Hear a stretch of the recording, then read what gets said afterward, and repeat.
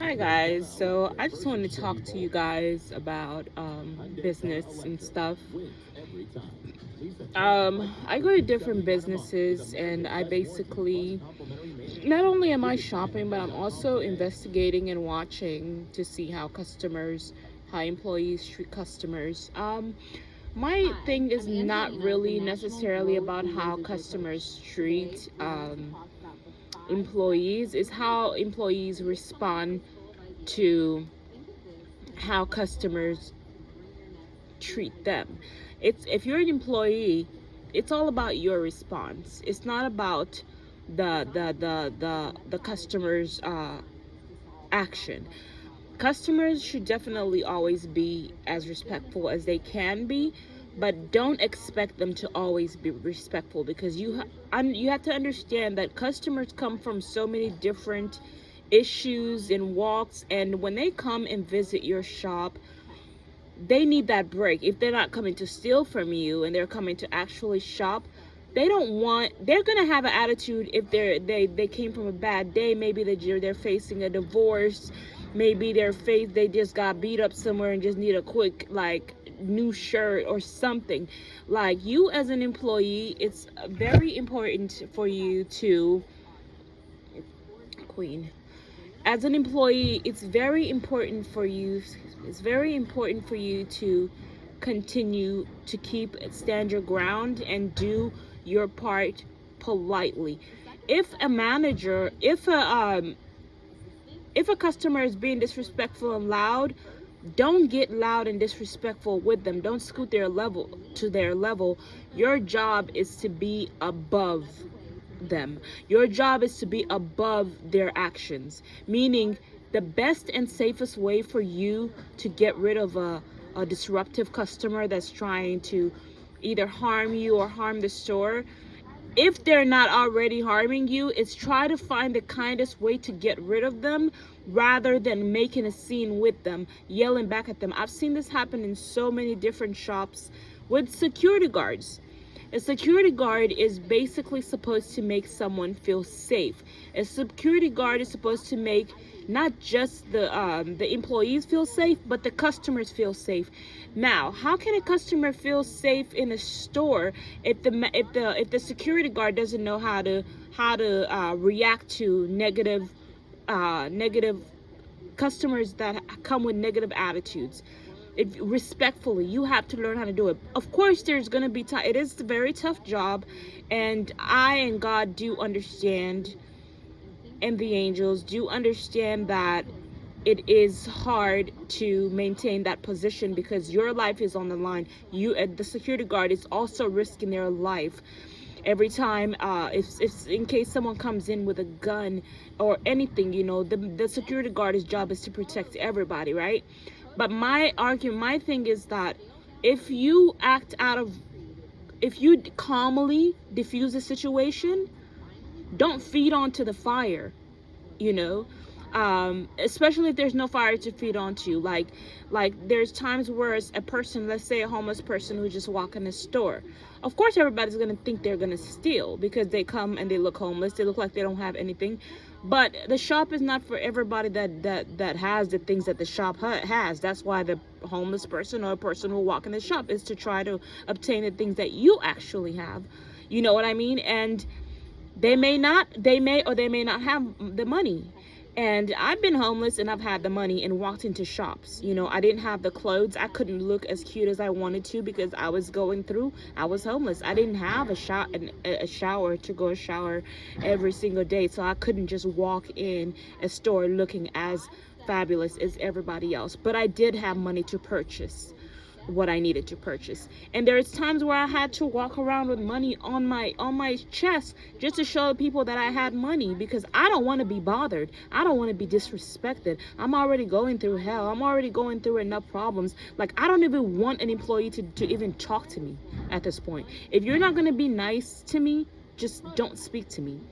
I came to buy. I'll give you the money. And so I would put the money right there just because I don't want to be bothered. I don't want to be fucking followed. Excuse my language, but I don't want to be followed. Don't follow me.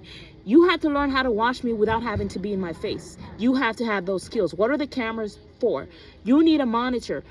I think it would be a great idea if every employee would have a camera, a camera screen on their phone, or they could have a gadget where they can actually watch you through the phone rather than follow you around.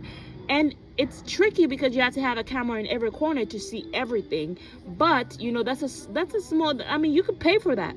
If you have to put a camera at the top of the head of every corner, if you're really that concerned about somebody stealing your merchandise. But following customers around and you're not helping them is very annoying. Not every customer wants to steal from you. We buy. I spend a lot of money on these shops. I prefer to shop online than to shop in person because I don't want to be bothered. Don't talk to me. I don't want to be bothered. So I prefer to spend my thousands of dollars online because I don't have to face rude employees. I love going to a shop where the employees are friendly and nice and respectful, regardless on whether I have makeup or not, regardless on whether I have lipstick or money or not. You know, I could be window shopping. I don't want to steal from you. I know better than to steal from you.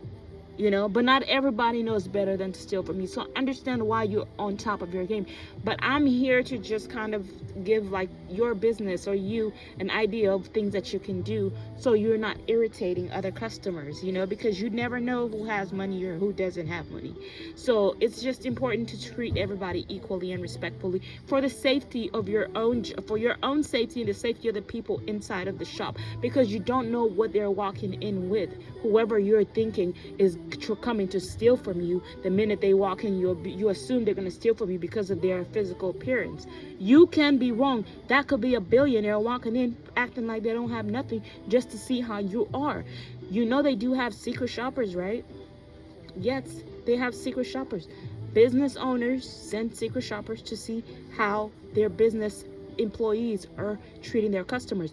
Do you think a customer, do you think a business owner, a smart business owner, wants the employees to abuse their customers?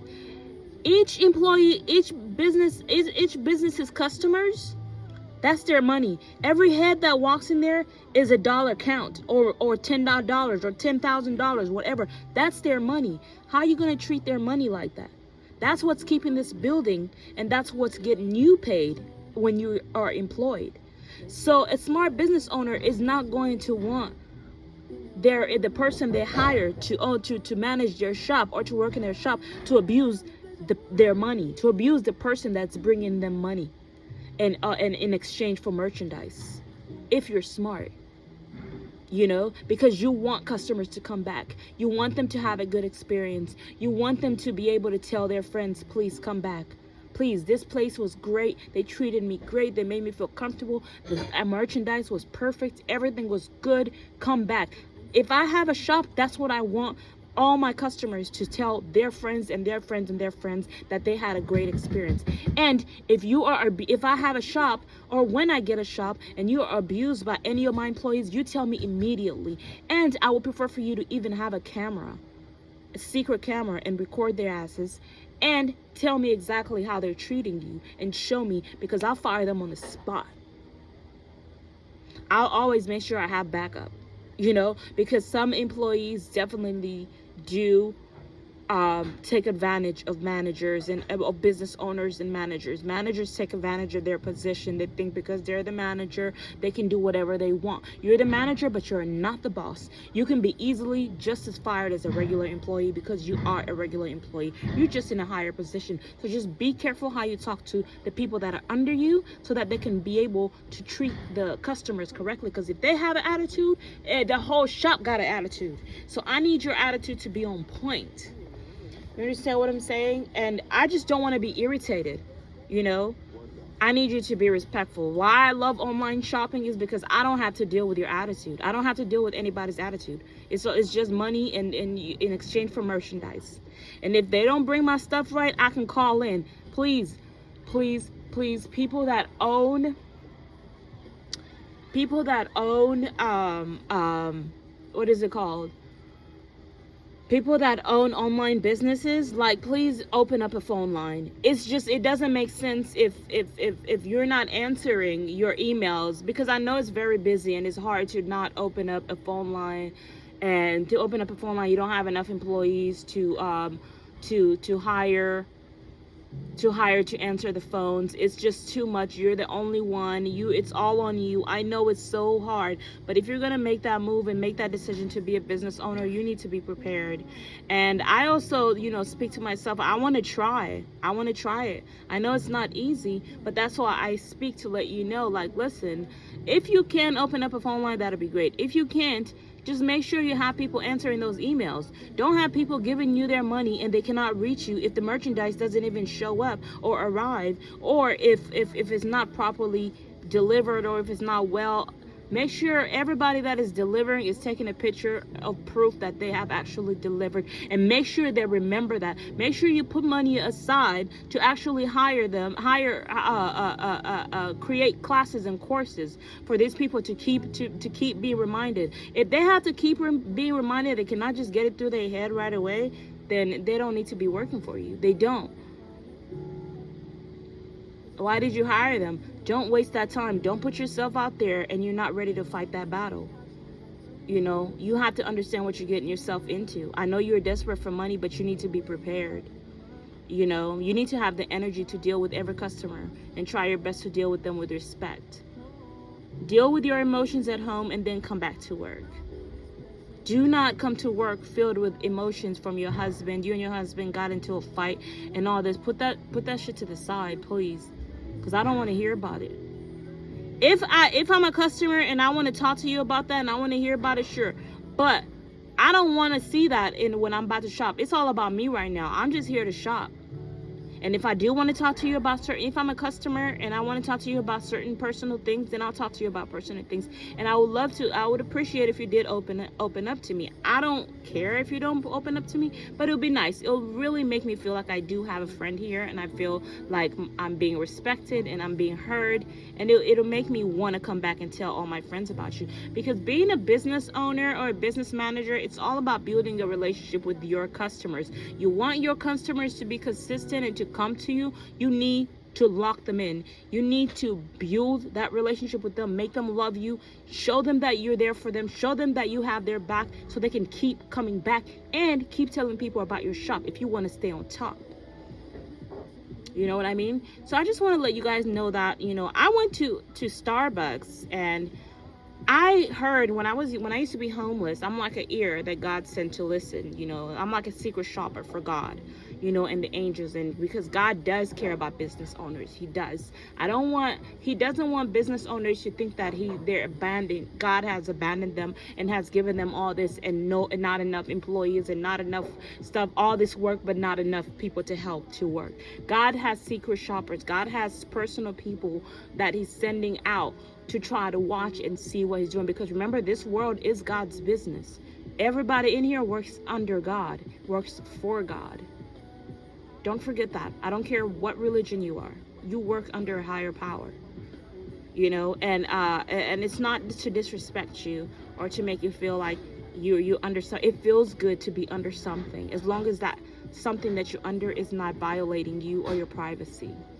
It feels good to be held, because it's really hard being on top and being the boss. So don't envy bosses and be like, oh, I want to hurry up and be on top. It's nice to be in control, but don't let being in control be the reason that you want to be or that you are in control because of your desire to control people. It's not good to have a desire to control people. The thing is, you want to have a desire to manage people. Manage and control are different, because controlling is trying to just be that person that does this, does that. Managing is a person that's able to handle the situation, meaning you can handle it. You're not just controlling it, you're handling it. You understand? And so once you're able to handle that, you're working together with the customer. Let's make a deal. Let's talk about this.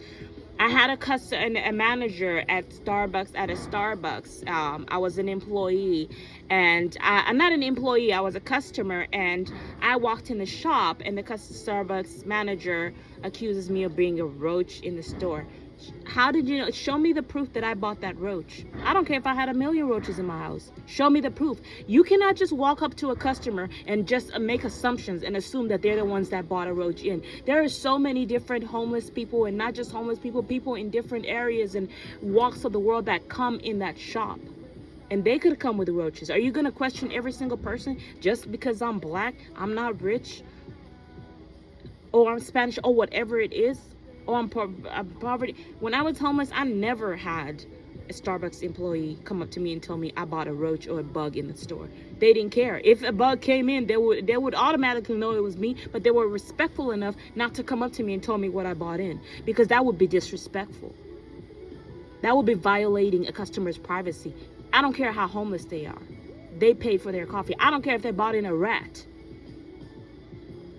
If you cannot prove that they did that, you cannot go up to them and attack them and accuse them of bringing it in. You cannot do that. You need to prove that. That's a lawsuit, a whole lawsuit going on right there. If they're smart enough, they know exactly how to sue you, and if they have the money, or if they have enough people to back them up. So homeless people, just know that. They cannot do that. Don't harass them. Don't harass, not just homeless, don't harass people just because of what you think happened. Show me the video. Show me the proof that I'm the one. Show me the proof that that's the person that actually bought that in. Otherwise, if I own a business, don't tell me anything. I know it'll be on my head or on the business owner's head. It doesn't matter. You are the manager and you feel like it's on your head that this is in. And now if somebody else comes in, they're going to be like, your shop is nasty. That's your fault. Get rid of it. If somebody bought it in, it's your job to get rid of it. Okay? But don't disrespect the person that's actually paid for coffee. And don't complain about having to pay to clear their roll.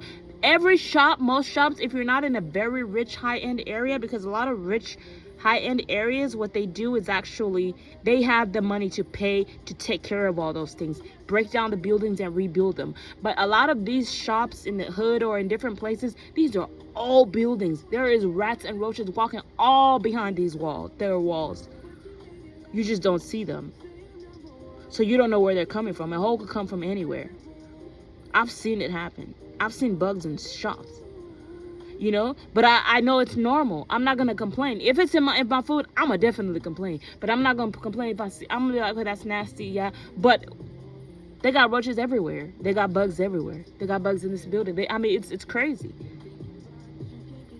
But I'm not gonna tell the manager complain about bugs. I can, but there's only so much the manager can do. It's not the manager's fault. It's the building. It's old. Try to understand that, okay?